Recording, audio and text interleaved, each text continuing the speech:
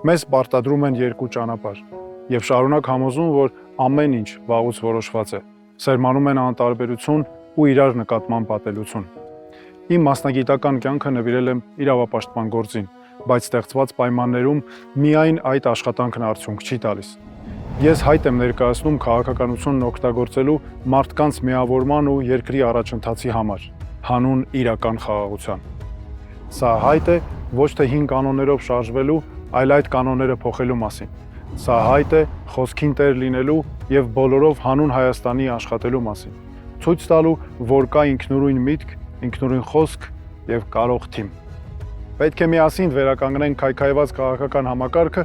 եւ ձևավորենք իրավունքի պետություն։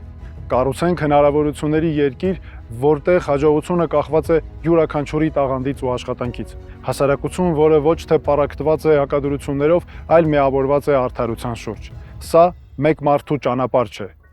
Պետք է իրար թև ու թիկունք լինենք, որ կարողանանք այդ ճանապարհն անցնել ավելի ուժեղացած։ Մենք պետք է միավորվենք ոչ թե հուսահատությունից դրդված, այլ հանուն հույսի։